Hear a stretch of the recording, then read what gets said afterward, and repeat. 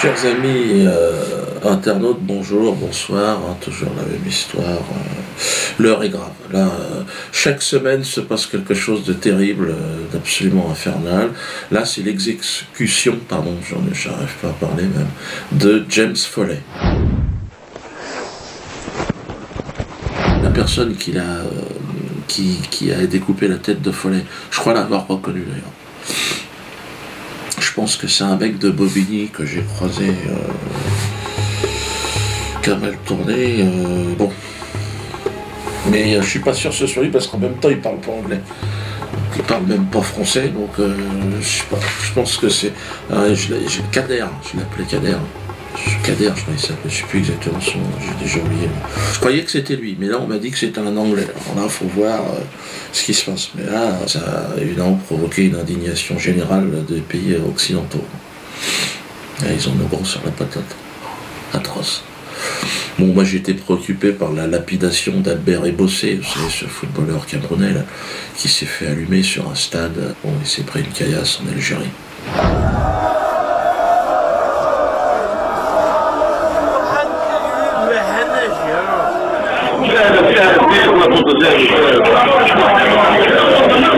Moi je me suis dit, Diodo, est-ce que tu vas aller jouer en Algérie? Parce que si c'est pour se faire caillasser. Mais bon, j'ai reçu un soutien énorme de la part des Algériens, qu'on les boules, ils m'envoient des copains algériens, putain c'est dingue, on comprend pas. C'est pas le peuple algérien, il est désolé, mais je veux dire, c'est fou. La violence, elle est vraiment dans le monde entier. Bref, les cadres de la mafia des Rothschild, en tout cas, eux, sont plutôt montés au créneau par rapport à l'exécution de James Foley. Une émotion sans pareil. Obama, putain. L'autre nègre de maison, je l'ai jamais vu comme ça. Il tremblotait, il avait les petites pattes, ça flageolait et tout. Je lui dis, qu'est-ce qui t'arrive? Et il pouvait pas, il bredouillait, il disait que donc c'était dégueulasse. The world is shaped by people like Jim Foley and the overwhelming majority of humanity who are appalled by those who killed him. The United States of America will continue to do what we must do to protect our people. We will be vigilant and we will be relentless. When people harm Americans anywhere, we do what's necessary to see that justice is done. Il avait les larmes aux yeux. François Hollande, évidemment, pareil, il a emboîté le pas. Dès qu'il y a un Américain qui chiale dans le monde, l'autre il tient les mouchoirs. Je déplore, je partage la peine, mais en même temps, je dis au monde, prenez conscience du groupe qui est maintenant en Irak et en Syrie. C'est une entreprise terroriste qui a décidé d'asservir, d'annihiler, d'anéantir Cameron, Merkel, Ban Ki-moon, de l'ONU, tu sais, la Gangnam Style, là, non. Il l'avait fait, mais là, non, là, c'était pas l'esprit. Ils ont tous condamné la barbarie de ce crime ignoble, ils ont dit. Apparemment, la décapitation en mondiovision sur Internet, c'est pas leur truc, quoi. Ça leur fout la chiasse. Kadhafi, son exécution, il s'est fait lyncher moins qu'un chien, tu sais. Non, là, ça va, ça passe, parce que bon, on s'habitue. Saddam Hussein, sa pendaison, pareil. Là, la mafia dit non, non, c'est bon. Mais James Foley, là, c'est pas passé. Moi, je pense que la décapitation, en elle-même, si vous voulez, ça les répugne. Ils ont une sorte, ça leur plaît pas. J'en ai parlé avec mon directeur de la publication, là, Germain, parce que lui, on va dire, la décapitation, je ne cache pas que pour lui, une bûche ou un bonhomme, c'est exactement pareil. C'est pour chauffer la maison, quoi. C'est pas, il ne voit pas que derrière un homme, il y a des chaussettes. Et lui, il ne voit pas ça comme ça. Et il m'a dit, de toute façon, cette histoire, ça pue l'arnaque, encore une fois. C'est pour justifier notre arme. Vous connaissez mon directeur de publication, vous savez ce qu'il en pense. Et donc la décapitation de James Foley, lui, il m'a dit non, il se marrait. Moi, ce que je trouve étrange, c'est que la décapitation, ça symbolise avant tout le progrès, l'accès à la civilisation. Hein, c'est pour ça, moi, j'ai pas compris. En France, on a quand même décapité en place publique devant le peuple. C'est pour ça que je suis étonné qu'aujourd'hui, on fasse tout ce foin autour de... Vous savez que je suis originaire du Cameroun. Hein, je vous le dis assez, donc vous avez compris ça. Bon, je suis né dans les années 60 et regardez ce qui se passe. Hein. C'est contemporain de mon époque. Ah, ben, la décapitation, c'était bien vu. Bien sûr, regardez, vous pouvez observer sur cette photo des membres de ma famille Tonton Pierrot, là, la CPP 404, Coco Belleuil, Coco, Belleuil, oui, parce qu'il avait de beaux yeux, mais enfin là, vous ne pouvez pas se rendre compte, hein, parce qu'ils l'ont arraché, je crois. Et puis là, c'est Dédé, dit la patte folle. C'est un voisin qui était de passage, parce qu'ils aimaient jouer aux cartes, enfin, il aurait mieux fait de se casser la patte ce jour-là, je crois qu'il a regretté un peu, mais... Et vous voyez tout autour des têtes coupées donc de ma famille, eh ben, il y a l'armée française, oui, enfin la civilisation, qui est venue nous apporter quoi? Le progrès. Merci, on a reché la bouche. Le progrès. Vous voyez? Donc, pour progresser, on ne peut pas faire l'économie de certains sacrifices. Il faut comprendre. C'est pour ça que je voudrais m'adresser aux parents de James Foley. Hein, on les a vus à la télé, d'ailleurs ils ont reçu toute la presse, tous les médias dans leur jardin. J'aurais mon fils qui se fait décapiter, je ne me vois pas convoquer BFM TV dans mon jardin. Peut-être un truc bizarre. Enfin bon, en tout cas je voudrais leur dire, bon c'est normal, vous avez envie de chialer. Il y a la tête de votre fils qui s'est déconnectée, il y a une certaine longueur qui n'est pas normale par rapport au reste du buste. Mais détendez-vous. C'est-à-dire, vous commencez à accéder à la civilisation. Vous voulez que je vous remonte les photos de mon village? C'est pour votre bien. C'est pour que, doucement, vous compreniez, vous appreniez des choses que vous ne connaissez pas encore. Hein? Alors, vous avez mal au cul, c'est normal, vous avez envie de chialer, mais la plupart des gens n'en ont rien à foutre, et c'est normal. Il faut bien comprendre. Mais en réalité, tout va bien. Si vous voulez regarder les choses en face, tout va bien. Hein. À chaque époque, c'est pratique. Avant, c'était la pendaison aux États-Unis. Regardez. Voilà, les gens. Eh ben, on pendait des nègres un peu partout dans la rue, au réverbère. Regardez tout autour, il y a la famille Follet qui rigole. Ben oui, parce que c'est le progrès qu'on amène à une civilisation qui n'arrive pas à comprendre. En tant qu'Américain, je veux dire, les Follets, vous appartenez à ce pays d'enculés qui a toujours pratiqué ce genre de choses. Je ne vois pas pourquoi vous vous choquez là. Ah, ben ouais, on rigole. C'est tout ça, ça s'inscrit dans une logique de progrès, putain de bordel de merde. Moi, je suis contre la violence, mais quand elle se présente, il faut s'adapter. Vous voulez que je vous remonte la photo de mon village? Hein? Il y a même Pépé Aznavour qui s'y est mis, putain. Oh, lui, il ferait bien de fermer sa gueule. Moi, j'adore ces chansons. Mais là, carrément, il est parti en piste, là. On ne discute pas avec des étrangleurs. On ne discute pas avec les Achachines. Finalement, c'est les Achachines. C'est la même chose qu'en Iran dans le temps. Non, on ne discute pas. Eux, on fait comme eux. Vous égorgez, on égorge. Alors là, c'est œil pour œil, dent pour dent. Non, Pépé Aznavour, à un moment donné, il faut arriver à que tu arrives à fermer ta gueule. Hein. Parce que là, œil pour œil, dent pour dent. Alors l'autre, carrément, vous égorgez les islamistes? Ah ben, on vous égorge. Ah, non. Au nom du Christ, tu parles? Mais t'es possédé ou quoi, Aznavour? Jésus n'a jamais demandé à ce qu'on égorge des gens, enfin. En son nom. Mais ferme ta gueule, t'es malade ou quoi? Jésus nous a appris autre chose. Jésus nous a appris le pardon.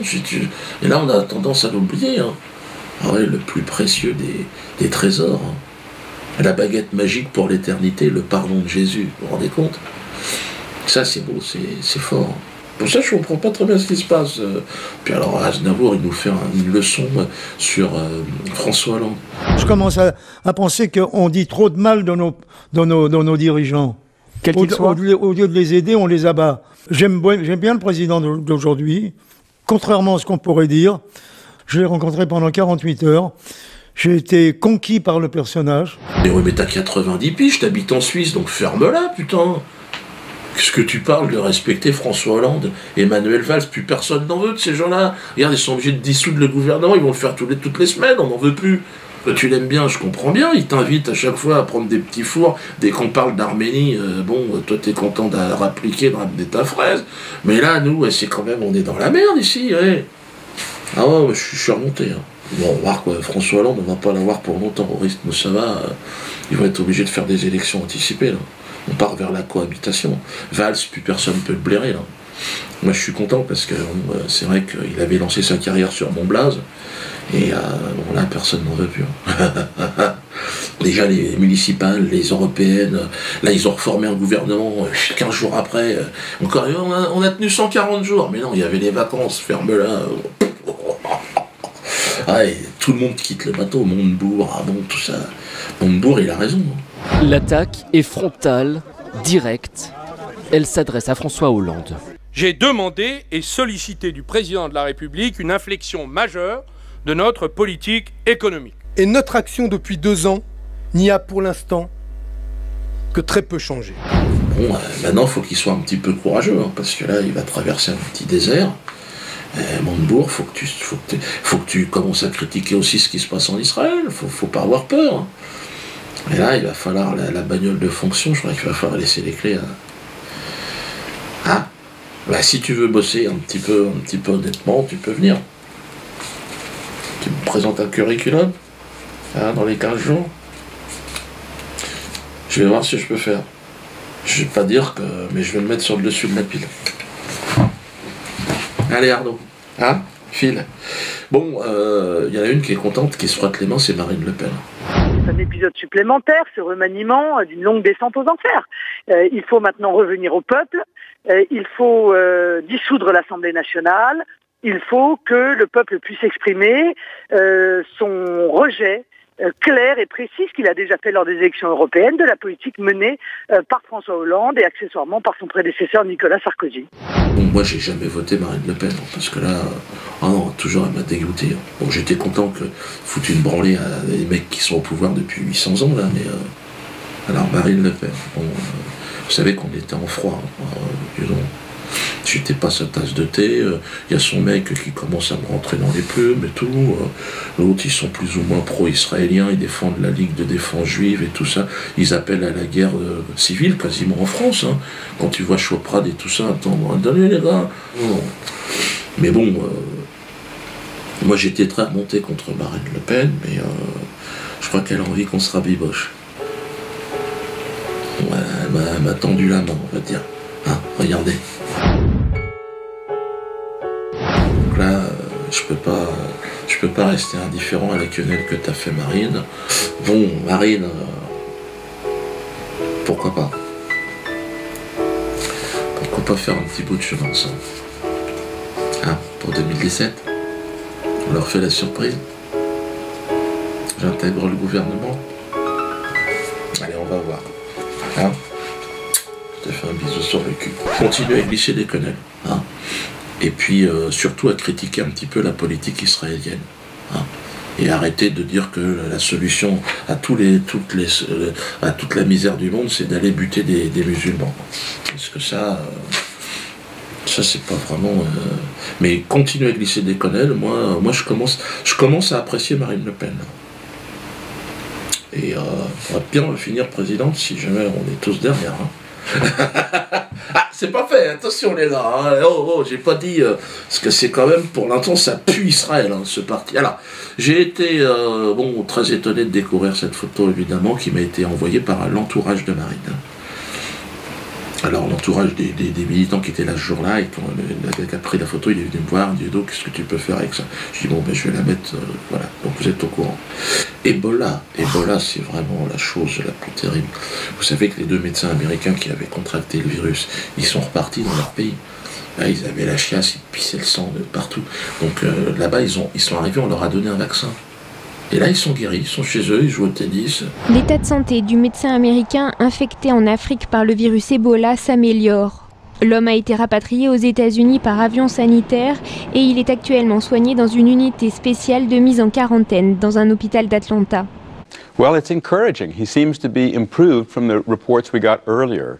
Ebola can be deadly, but in people who are healthy, the case fatality rate may be lower than the ones that we're usually quoting. Merde! Mais comment ça se passe? Il y a un vaccin? Oui, il y aura un vaccin, mais on ne savait pas. Et pour les Africains? Non, toujours pas disponible. Comment ça? Parce que le temps que ça arrive, la poste. Qu'est-ce qui se passe? On se serait foutu de notre gueule?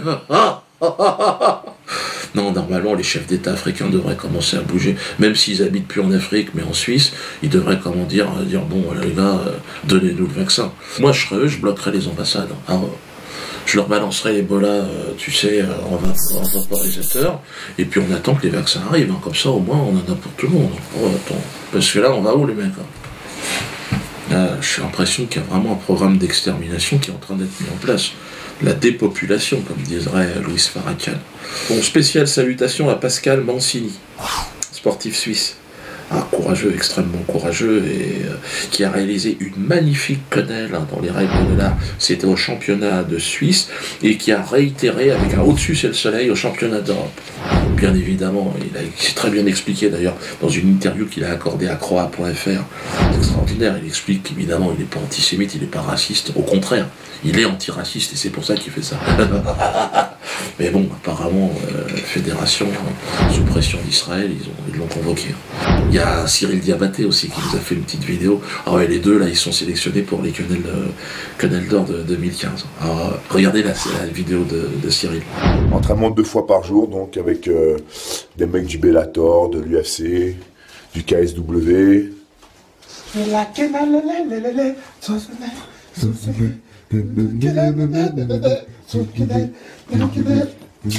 Allez viens danser, c'est la quenelle d'or.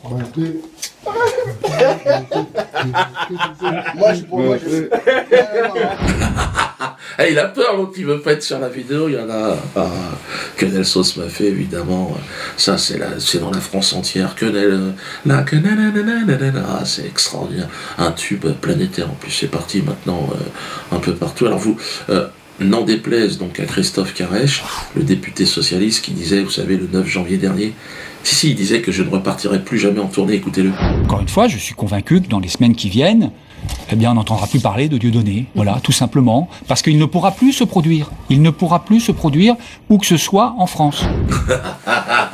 Mais il faut savoir que une semaine plus tard, je remplissais tous les Zéniths de France.